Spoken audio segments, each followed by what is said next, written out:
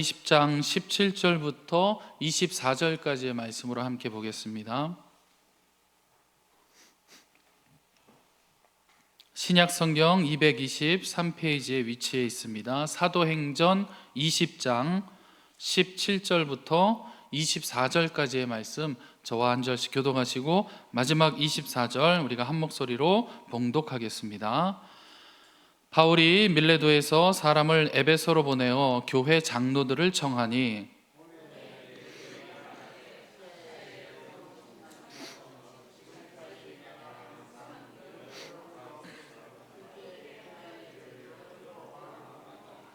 곧 모든 겸손과 눈물이며 유대인의 관계로 말미암아 당한 시험을 참고 주를 섬긴 것과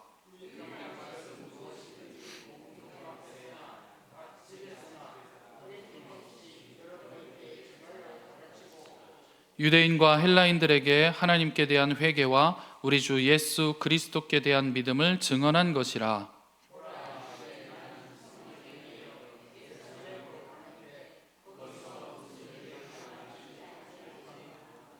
오직 성령이 각 성에서 내게 증언하여 결박과 환난이 나를 기다린다 하시나 내가 달려갈 길과 주 예수께 받은 사명 곧 하나님의 은혜의 복음을 증언하는 일을 마치려 하면은 나의 생명조차 조금도 귀한 것으로 여기지 아니하노라. 아멘. 할렐루야. 예배 자리에 오신 여러분들을 환영하고 축복합니다. 이제 바울이 유럽의 교회들을 다 돌아보고 이제 곧 시작되는 그 오순절이 시작되기 전에 예루살렘으로 돌아가기 위해서 서두르고 있는 모습이 이전 구절에 기록되어 있었습니다.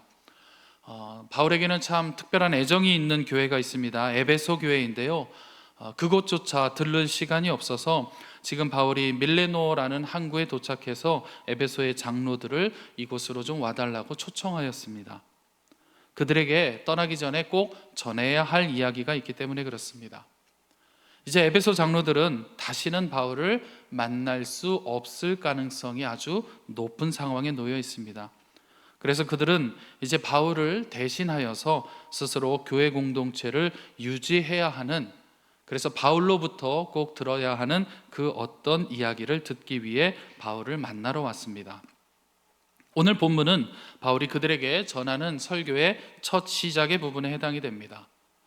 그 시작에 바울은 아시아에 들어온 첫날부터 지금까지 나는 항상 진실하게 행했고 또 두 번째로 누구에게나 좋은 모델이 되는 삶을 살았다 이렇게 전합니다. 가는 곳마다 유대인들의 공격으로 인해서 내가 참 많은 시험을 당했지만 겸손과 눈물로 참으며 주님을 섬겼다고 이야기를 전합니다. 바울은 이제 완전하게 예수님의 편에 서 있는 모습을 보여주고 있습니다. 그의 과거가 어떠했는지 이제는 그 누구도 묻는 사람이 없습니다.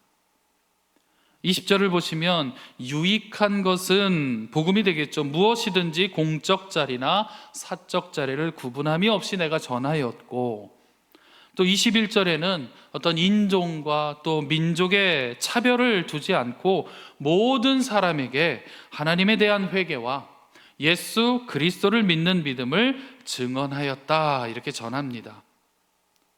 회개하는 것은요, 나와 하나님과의 그 관계를 이어주는 중요한 열쇠가 되고, 또 믿음은 하나님께서 예수님을 통해 하신 그 이야기를 믿는 것입니다.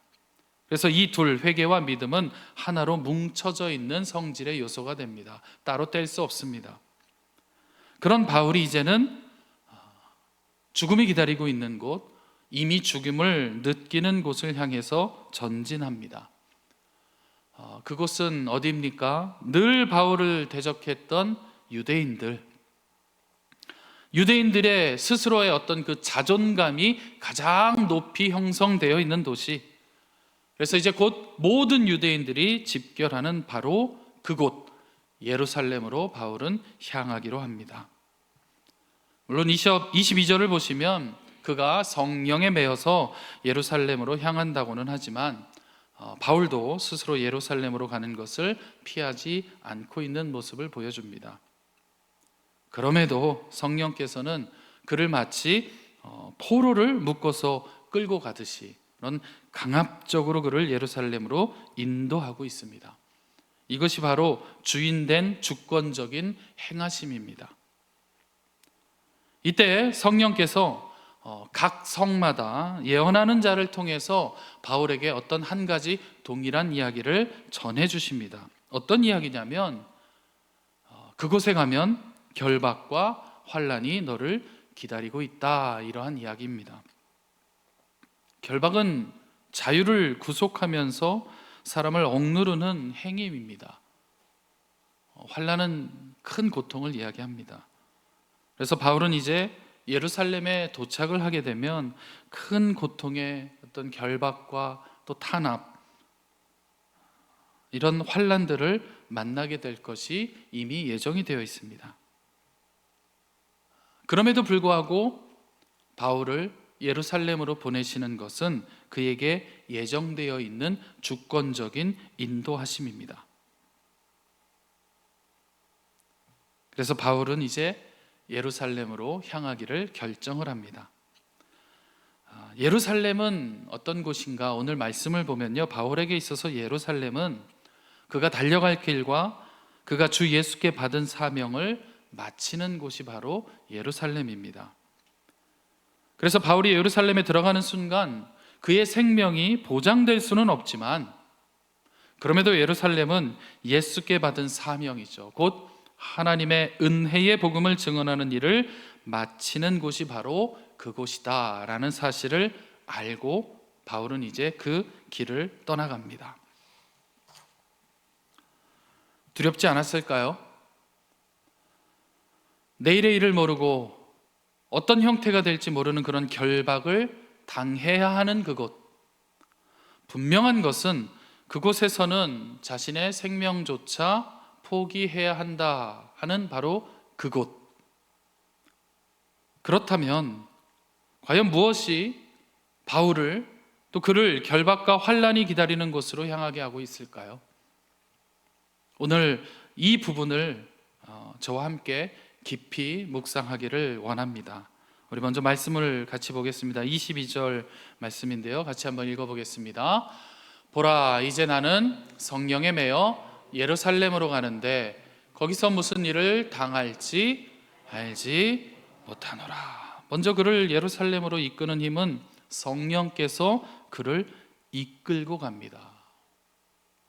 우리가 한번 좀 피부치로 느껴보면 좋을 것 같습니다. 우리의 삶에도 한번 대입해 보겠습니다. 자신의 이름을 넣어서 한번 따라해 보시겠습니다. 보라, 이제. 한번 따라해 보시겠습니다. 보라, 이제. 자신의 이름으로 현기는, 다 현기는 하지 않으셨죠? 저만 갑니까? 다시 하겠습니다. 보라, 이제. 현기는 성령에 매여.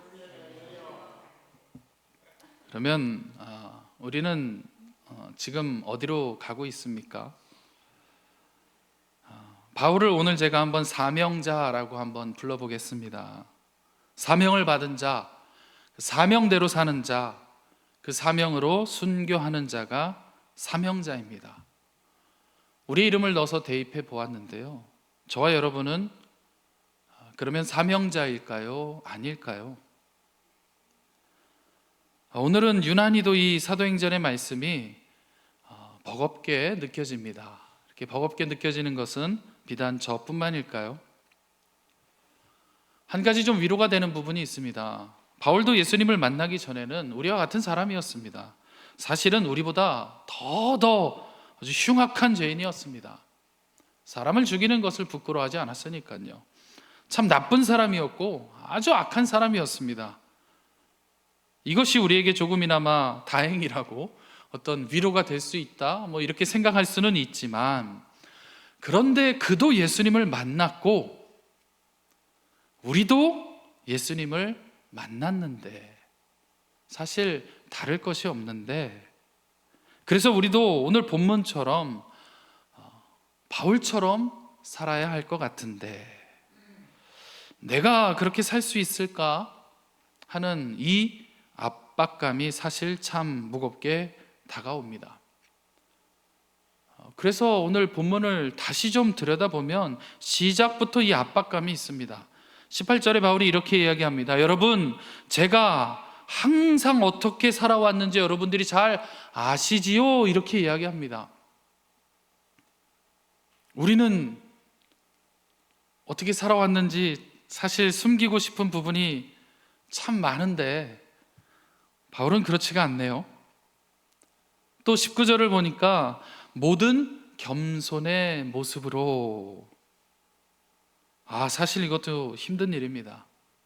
더 힘든 것은 무엇인가요? 자기 동족, 자기 고향 사람들, 자기가 목숨 걸고 지켜주려 했던, 그래서 그 어떤 바울이 그 당시에 믿었던 민족적인 부흥을 위해서 선봉자의 위치에서 애쓰면서 도와줬던 바로 그 사람들이 이제는 상황이 바뀌니까 자신을 향해서 환난과 고난과 핍박을 이미 예전부터 그리고 앞으로 만날 예루살렘까지 끊임없이 안겨주고 있는데, 그때의 바울이 지금 19절에 하는 말은 그 모든 것을 겸손으로 참고 눈물을 흘리며 예수님만을 주로 섬겼다는 그 사실. 솔직한 고백일 수 있을 것 같습니다. 이렇게 우리가 접하는 글로서는 알겠는데, 그래서 바울을 보면서 좋은 믿음의 선배의 삶이란 이런 것이구나, 모델이 되는 삶은 믿음의 성도는 이렇게 살아야 하는구나, 이거는 알겠는데 내가 그렇게 하자니 너무 버겁고 무겁습니다. 그래서 이것을 해낼 자신도 없고,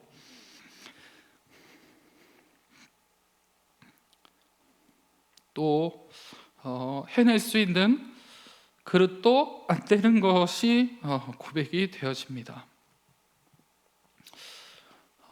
근데 그렇게 바울이 1차 선교, 또 2차 선교, 3차 선교를 마무리하고 지금 발걸음을 향하고 다시 돌아가는 곳은 이제 죄송합니다.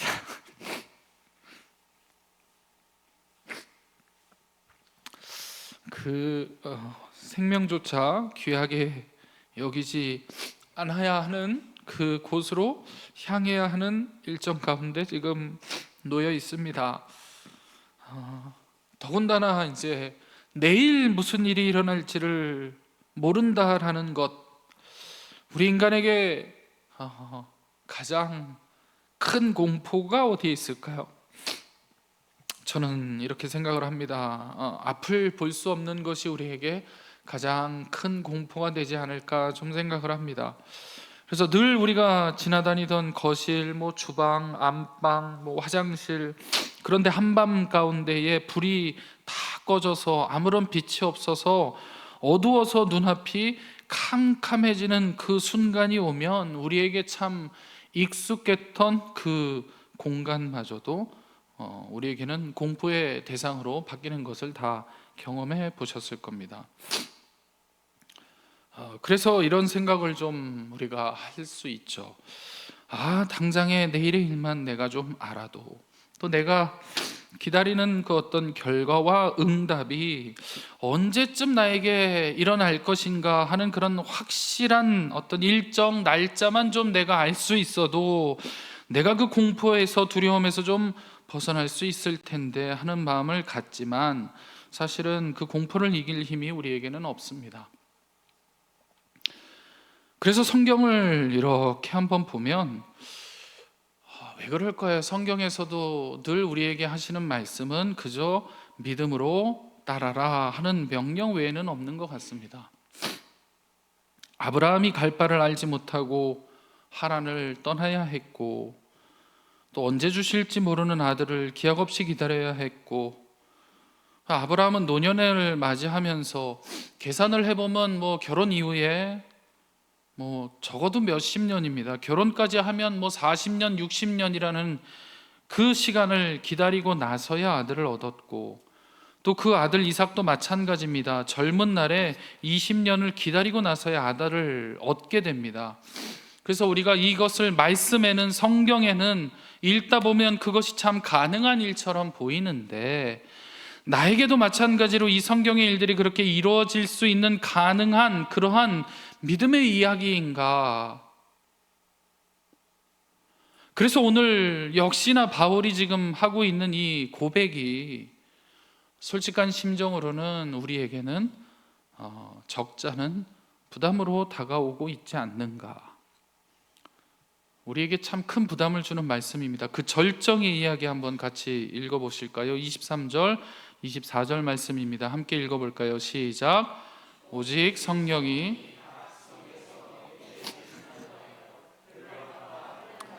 나를 기다린다 하시나 달려갈 길과 주 예수께 받은 사명 곧 하나님의 은혜의 복음을 증언하는 일을 마치려 하면은 나의 생명조차 조금도 귀한 것으로 여기지 아니하노라. 아멘. 성령이 지금 증언하시는데 23절에 결박과 환난이 있는데 또 그 성령이 아까 22절에 그 주권을 가지고 그 원어의 표시대로라면 억지로 결박해서 거부할 수 없는 힘으로 이끌고 예루살렘으로 지금 나아갑니다.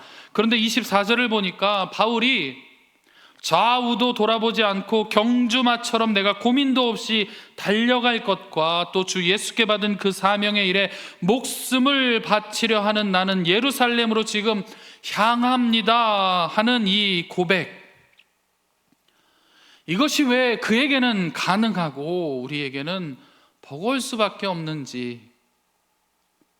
그래서 제가 상투적인 나쁘다라는 것은 아닙니다. 상투적인 표현을 좀 친근하게 가깝게 바꾸면서 우리에게 가장 기본이 되는 것부터 한번 점검을 해보려고 합니다. 우리의 믿음, 신앙, 우리의 경건일 수 있습니다. 우리가 성경을 하나님의 말씀이라고 이야기하죠. 그러면 한번 질문해 보겠습니다. 말씀은 무엇입니까? 감사합니다. 다 들었습니다. 저는 들립니다. 희한하게 들립니다. 말씀은 하나님께서 누군가에게 전하는 이야기입니다. 그런데 우리가 하는 이야기, 우리가 하는 말과 하나님이 하시는 말에는 엄청난 차이가 있습니다.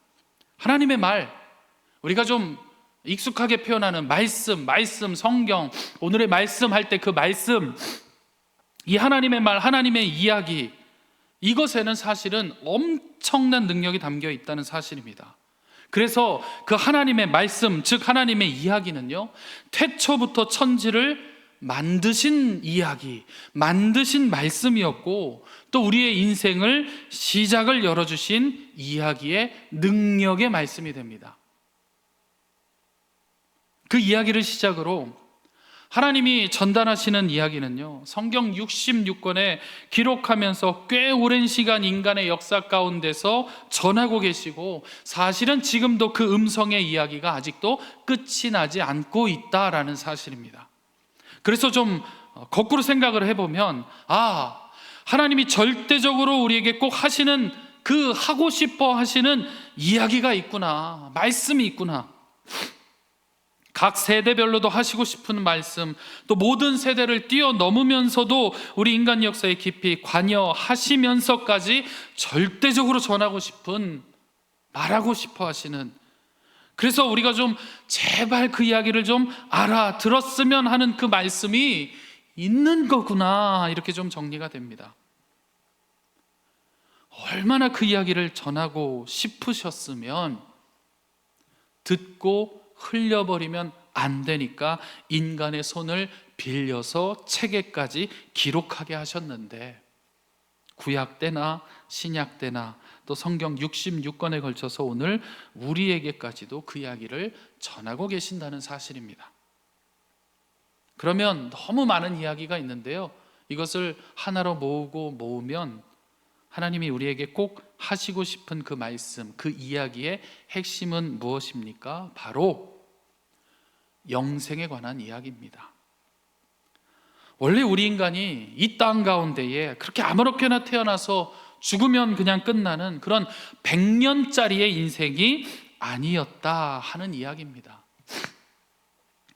그런데 그 이야기를 못 듣고 죽은 자들은 이 영생을 알지 못하고 죽으니까 하나님께서 친히 나서서 때마다 구약시대를 보면 직접 말씀하실 때도 계셨고, 선지자를 세워서 전달하실 때도 계셨고, 왕을 세워서 말씀하실 때도 계셨고, 사사를 세워서 전달하실 때도 계셨고, 어찌 보면 하나님께서 굳이 꼭 그렇게 하지 않으셨어도 되는데, 하나님 자체가 이미 사랑의 본체이시기 때문에 우리를 그렇게 고아처럼 버려두지 않으시고, 하나님께서 할 수 있는 그 무한한 사랑 가운데서 계속해서 반복적으로 그 이야기를 하셨음에도 불구하고 우리가 그 이야기를 안 들었다는 사실입니다. 성경에서 반복되는 역사 아닙니까? 왜 안 들었을까요? 이건 제 생각이고 비유입니다. 그게 절대적인 것이 아닙니다. 왜 안 들었을까? 제가 생각을 해보니까 실체가 없는 거예요. 물론 실체가 존재하십니다. 제 표현입니다. 실체가 없는 거예요. 내 앞에 하나님이.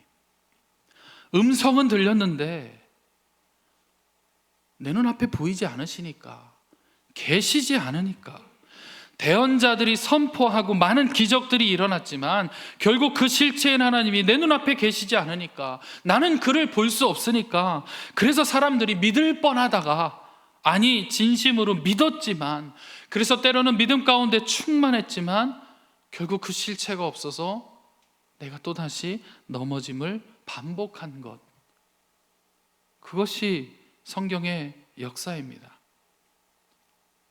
그래서요, 사람들에게 그 말씀, 하나님의 이야기입니다. 하나님이 꼭 하시고 싶은 그 말, 그 이야기 말이 실체로 보이시기로 결정하십니다.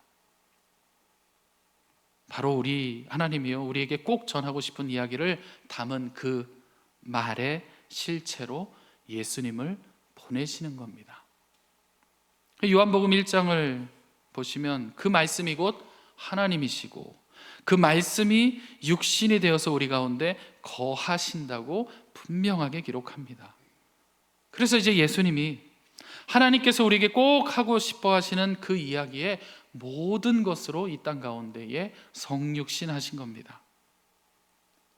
예수님이 이 땅 가운데서 전하셨던 것이 무엇입니까? 그 핵심은 무엇인가요? 마찬가지로 영생입니다. 그 말씀을, 그 이야기의 실체인 예수님을 믿는 자들에게는 하나님의 자녀가 되어서 이 땅 가운데에 길어야 100년짜리의 인생으로 우리를 창조하신 것이 아니라 그 사랑의 본체이신 하나님과 영원토록 존귀하게 교제하는 존재가 바로 우리다라는 그 권세를 다시 우리에게 주시기 위해 실체인 예수님을 보내신 것이죠. 그래서 우리가 하루도 빠짐없이 순간순간 하나님께 물어봐야 하는 것이 바로 이 부분인 것 같습니다. 하나님, 지금 저에게 하시는 이야기, 제가 오늘 꼭 들어야 하는 그 말이, 그 말씀이, 그 이야기는 무엇입니까? 좀 상투적일 수 있습니다. 주의 말씀, 성경의 말씀, 오늘 본문 말씀, 우리가 좀 말씀이라는 단어를 좀 반복적으로 사용하다 보니까 좀 형식적이고 좀 뭔가 이렇게 좀 거리감이 있고 정형화되어 있는 것 같아서, 저도 실제하는 만남, 실제하는 음성, 실제하는 성령의 역사에 잠기고 싶어서 오늘 하나님께 질문합니다. 하나님, 오늘 분명히 저에게 전하실 이야기가 있을 줄 아는데 그 이야기는 무엇인가요? 내가 꼭 좀 듣고 싶습니다. 이것이 오늘 우리의 시작이 되어야 하지 않을까요? 아까 우리에게 부담감으로 때로는 다가왔던 그 말씀, 아브라함이 갈 바를 알지 못했지만 그 말씀을 믿고 나아간 일, 자식이 없었지만 다 믿음으로 오랜 참음들, 이 모든 말씀들이 우리에게 버거웠습니다. 하지만 다시 한번 들여다보면 아브라함이 갈 바를 알지 못했지만 그 길을 순종으로 떠난 힘이 어디에 있었습니까? 아브라함은 그날 하시는 하나님의 이야기를 들었습니다. 내가 너에게 보여줄 그 땅으로 가라 하시는 그 하나님의 구체적인 음성을 직접 들었습니다. 아브라함은 어떻게 자식이 없는데 40년, 길게 잡으면 60년, 65년까지도 학자들은 계산을 하는데 어떻게 그 아들을 기다릴 수 있었습니까? 내가 다시 너에게로 돌아올 때 반드시 사라에게 아들이 있으리라 하는 그 이야기를 들었습니다. 너의 몸에서 날 자가 너의 상속자가 되리라는 하나님의 이야기를 직접 들었습니다. 이삭도 아이가 없었습니다. 그런데 그 젊은 부부가 어떻게 20년을 기다릴 수 있었습니까? 그들이 먼저 하나님에게 이야기를 전합니다. 하나님, 저에게도 자식을 주십시오 하고 이야기를 건넸을 때에 하나님의 응답하시는 말씀, 메시지, 그 이야기가 분명하게 창세기 25장 21절에 기록이 되어 있습니다. 아, 그래? 내가 너의 간구함을 들었다. 그리고 20년이 지난 후에 한 번 더 듣게 됩니다. 너의 태중에 두 민족이 있다. 사실은 아들을 바랬는데 하나님의 이야기는 민족에 관한 이야기를 그 부부에게 전하시는 그 음성, 그 말씀도 그들이 들었습니다. 오늘 우리를 참 이렇게 버겁고 어렵게 하는 바울의 말씀, 바울은요, 어찌 아무리 믿음의 사람이라도 이렇게 내가 살 수 있을까? 신앙의 모델, 겸손의 눈물로 모든 것을 참았다고요? 달려갈 길과 주 예수께 받은 사명을 마치는 예루살렘으로 생명을 내려놓고 그가 달려갔다고요? 그는 어떻게 그렇게 할 수 있었습니까? 혹시 아시는 분 계십니까? 그도 하나님이 하시는 이야기, 그 말씀이 실제하는 예수님을 만났거든요. 성부, 성자, 성령 하나님이 각기 다른 분이십니까? 삼위로 하나이신 분입니다.